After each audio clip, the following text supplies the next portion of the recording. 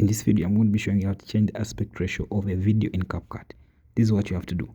What you do, open Capcut, then tap the new video aspect right there. Okay. And then here you're going to select the video that you want to, import.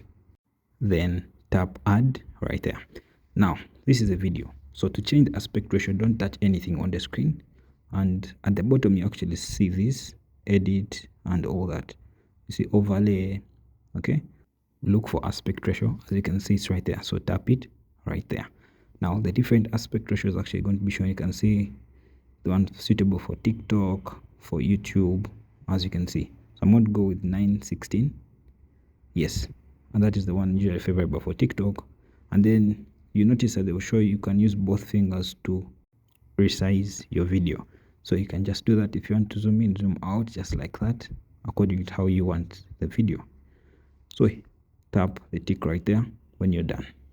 Yes.